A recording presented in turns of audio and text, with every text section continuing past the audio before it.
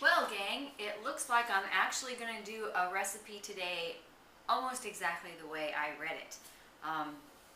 So I should give the person credit then. The recipe is, I got it online at Runner's World. It's called Curried Lentils with Butternut Squash, and it's inspired by a chef named Cora who has a cookbook out called Cooking from the Hip. What she does suggest is that when you use the butternut squash, you don't peel it. She says that there's good nutrients and texture in the skin. I can't bring myself to do it. If it were a potato, no problem, but I couldn't leave the skin on with the butternut squash. So, that being said, you have butternut squash, and I have the smaller half of one, and this is still going to make so much I'm going to have to bring it to work. And I have 1/3 of a cup of dry lentils, and I'm going to rinse them off before I put them in the pan. And the first part of this recipe is just boiling or cooking the heck out of the butternut squash and the lentils. So it says it could take an hour for that. I advise you to peel the butternut squash, but that's just me, and I do believe in nutrients and fiber in skin. I'm just cautious about this.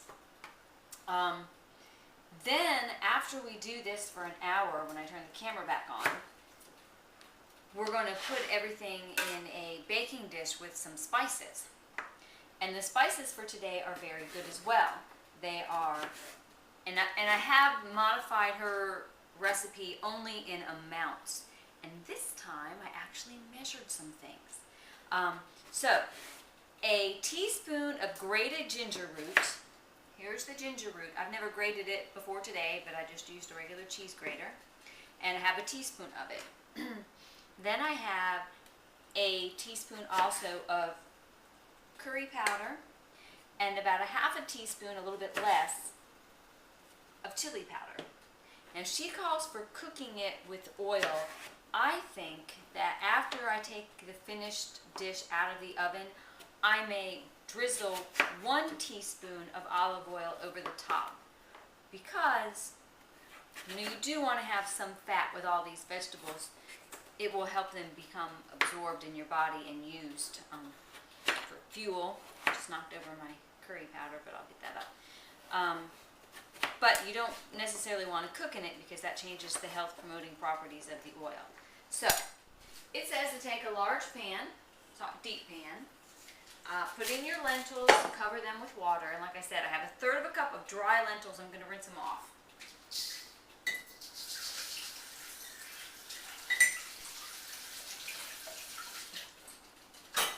Okay, so it says to put the lentils in the pan, and then cover them with water.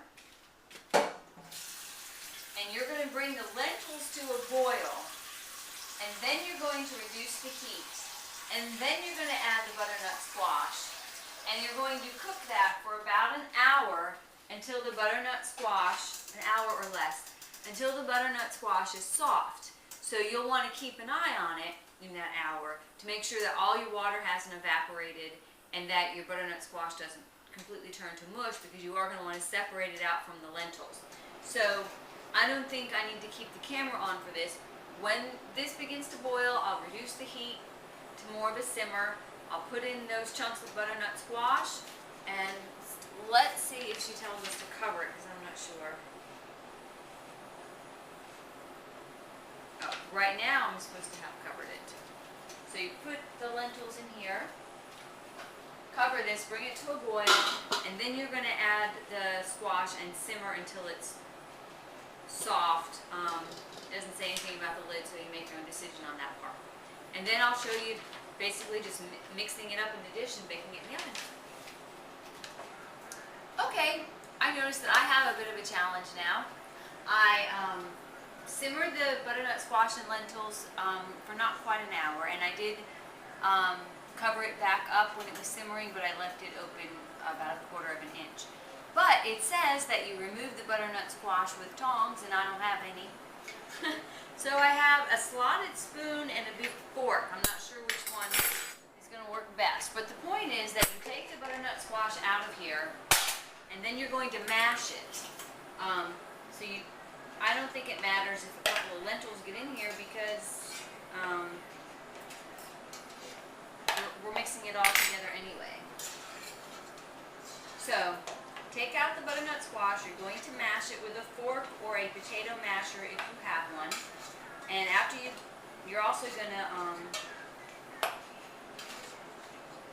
drain this so that the lentils are not in water anymore. That water has a lot of starch in it that you don't need, so you're going to dump it.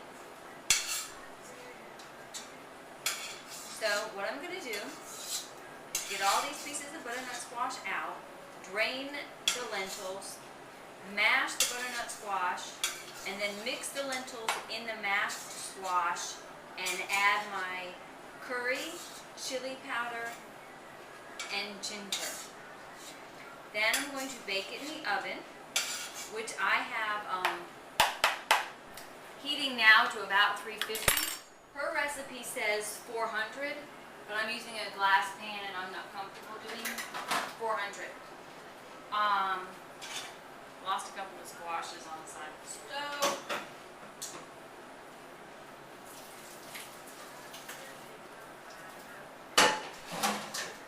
Okay, the